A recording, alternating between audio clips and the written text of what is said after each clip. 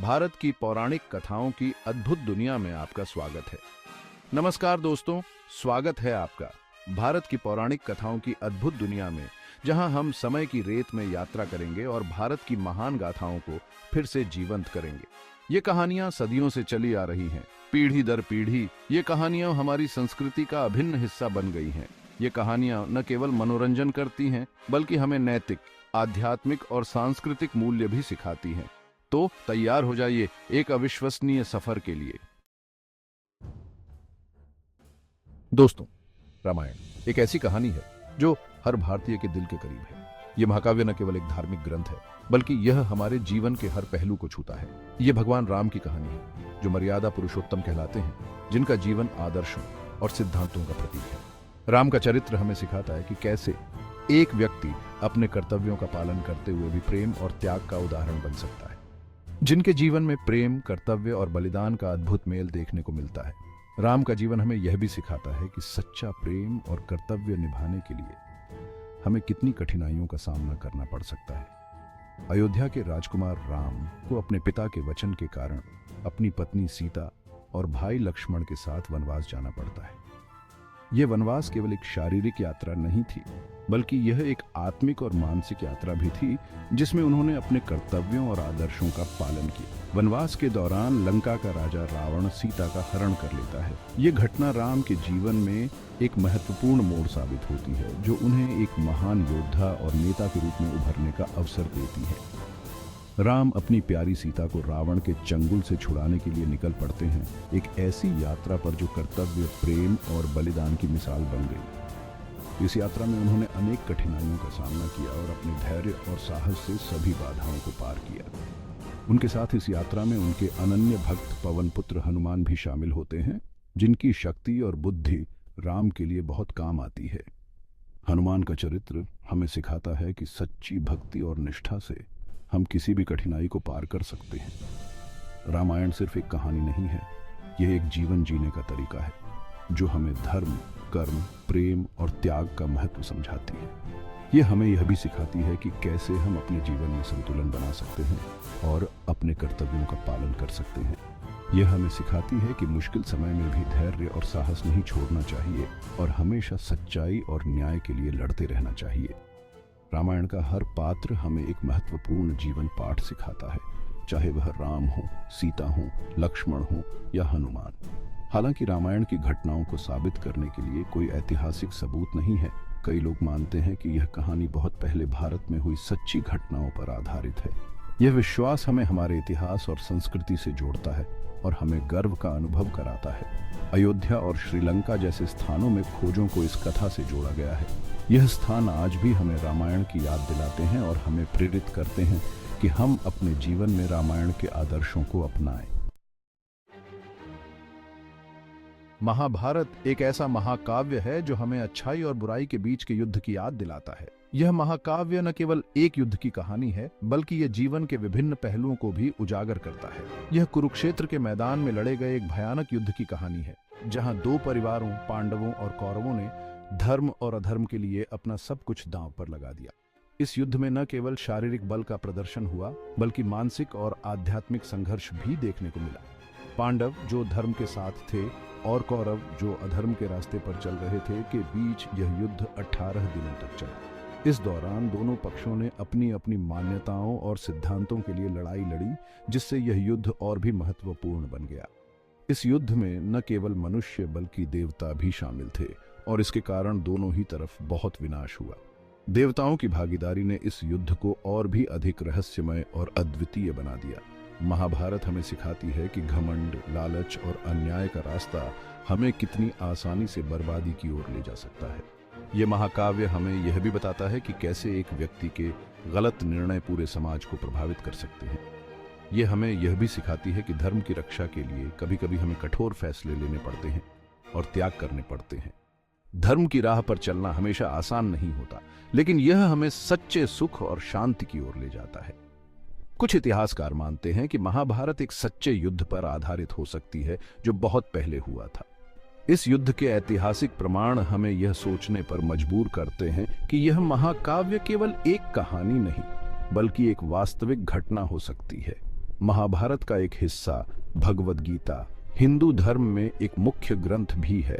यह ग्रंथ न केवल धार्मिक दृष्टिकोण से महत्वपूर्ण है, बल्कि यह जीवन के विभिन्न पहलुओं पर भी गहन दृष्टिकोण प्रदान करता है।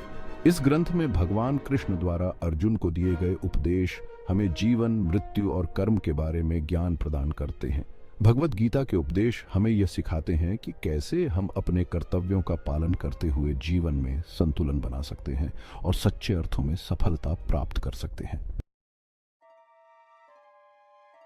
दोस्तों, अब हम बात करेंगे भगवान विष्णु के 8वें अवतार भगवान कृष्ण की, जिन्हें उनकी लीलाओं और ज्ञान के लिए जाना जाता है। कृष्ण का जन्म मथुरा में हुआ था, जो उस समय क्रूर राजा कंस के अत्याचार से पीड़ित था। कंस, जो कृष्ण का मामा भी था, उसे भविष्यवाणी मिली थी कि उसकी मौत उसके ही भांजे के हाथों होगी। इस भविष्यवाणी से डरकर कंस ने अपनी ही बहन देवकी और उसके पति वसुदेव को जेल में डाल दिया और उनके सभी बच्चों को मार डाला। लेकिन भाग्य को कुछ और ही मंजूर था। कृष्ण का जन्म हुआ और वह चमत्कारिक रूप से जेल से बच निकले। उन्हें यमुना नदी पार करके गोकुल ले जाया गया, जहां उनका पालन पोषण यशोदा और नंद ने किया। कृष्ण का बचपन शरारतों और चमत्कारों से भरा था।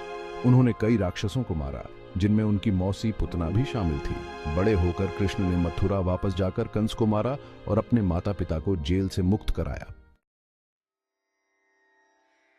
दोस्तों, अब हम बात करेंगे भगवान गणेश की, जिन्हें विघ्नहर्ता, बुद्धि और समृद्धि के देवता के रूप में पूजा जाता है। गणेश जी का महत्व भारतीय संस्कृति में बहुत गहरा है और उनकी पूजा हर शुभ कार्य की शुरुआत में की जाती है। गणेश की कहानी भी बहुत मजेदार और प्रेरणादायक है। यह कहानी हमें सिखाती है कि कैसे धैर्य और बुद्धिमानी से हर समस्या का समाधान किया जा सकता है।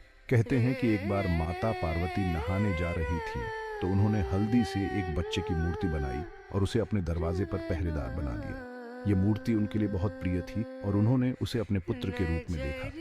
जब भगवान शिव वापस आए तो उस बच्चे ने उन्हें अंदर जाने से रोक दिया। शिव को यह बात बहुत नागवार गुजरी, क्योंकि वह अपने ही घर में प्रवेश नहीं कर पा रहे थे। शिव को गुस्सा आ गया और उन्होंने उस बच्चे का सिर धड़ से अलग कर दिया।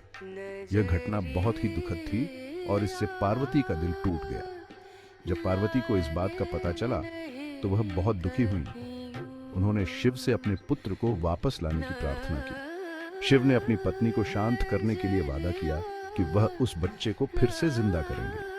उन्होंने अपने गणों को आदेश दिया कि वे उत्तर दिशा में जाएं और जो भी पहला प्राणी मिले उसका सिर काट कर ले आएं। गणों को एक हाथी का बच्चा मिला और वे उसका सिर काट कर ले आए। ये एक अद्वितीय और असाधारण घटना थी। शिव ने उस हाथी के बच्चे के सिर को बच्चे के धड़ से जोड़ दिया और उसे फिर से जिंदा कर दिया। इस प्रकार गणेश का जन्म हुआ और वह एक नए रूप में प्रकट हुए। गणेश का यह नया रूप बहुत ही अद्वितीय था और उन्होंने अपने माता पिता का आशीर्वाद प्राप्त किया। इस तरह गणेश का जन्म हुआ। गणेश को सिद्धि, बुद्धि और समृद्धि का देवता माना जाता है। उनकी पूजा से हर कार्य में सफलता मिलती है और सभी विघ्न दूर हो जाते हैं। गणेश को सिद्धि, बुद्धि और समृद्धि का देवता माना जाता है। उनकी पूजा से हर कार्य में सफलता मिलती है और सभी विघ्न दूर हो जाते हैं। किसी भी शुभ काम को शुरू करने से पहले उनकी पूजा की जाती है। यह परंपरा हमें यह सिखाती है कि किसी भी कार्य की शुरुआत में गणेश जी का आशीर्वाद लेना बहुत महत्वपूर्ण है, ताकि वह कार्य बिना किसी विघ्न के पूरा हो सके। दोस्तों, समुद्र मंथन की कहानी हमें टीम वर्क और साथ काम करने का महत्व सिखाती है। एक बार देवताओं और असुरों ने मिलकर समुद्र मंथन करने का फैसला लिया ताकि वे अमृत प्राप्त कर सके, जो उन्हें अमर बना देता था। उन्होंने मंदराचल पर्वत को मथनी और वासुकी नाग को रस्सी बनाया। देवता और असुर दोनों ही अमृत पाने के लिए बेताब थे और इसके लिए वे दिन रात मंथन करते रहे। मंथन के दौरान समुद्र से कई दिव्य चीजें निकलीं, जिनमें कामधेनु गाय, ऐरावत हाथी, पारिजात वृक्ष और लक्ष्मी जी शामिल थीं। अंत में अमृत भी समुद्र से बाहर निकला। देवताओं और असुरों के बीच अमृत के लिए भयंकर युद्ध हुआ। भगवान विष्णु ने मोहिनी रूप धारण किया और असुरों को मोहित करके देवताओं को अमृत पिला दिया। यह कहानी हमें सिखाती है कि जब हम सब मिलकर काम करते हैं तो हम कितनी भी बड़ी मुश्किल क्यों ना हो, उसका हल निकाल सकते हैं। दोस्तों, अब हम एक ऐसी प्रेम कहानी की ओर बढ़ रहते हैं जो समय के साथ और भी प्रसिद्ध हुई है, शकुंतला की कहानी। शकुंतला ऋषि विश्वामित्र की बेटी थीं, जिन्हें एक श्राप के कारण जंगल में रहना पड़ा। एक बार राजा दुष्यंत शिकार खेलते हुए उस जंगल में पहुंचे और शकुंतला को देखकर मोहित हो गए।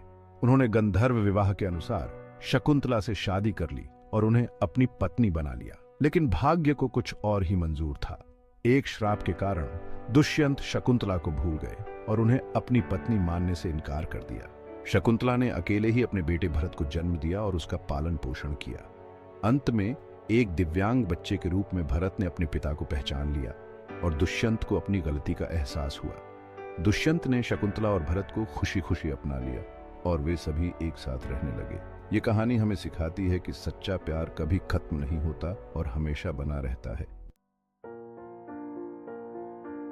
तो दोस्तों, ये थी भारत की कुछ प्रसिद्ध पौराणिक कथाओं की एक झलक। ये कहानियां हमें न केवल हमारे अतीत के बारे में बताती हैं, बल्कि हमें नैतिक और आध्यात्मिक मार्गदर्शन भी देती हैं। धन्यवाद, और अधिक जानने के लिए हमारे चैनल को सब्सक्राइब करें।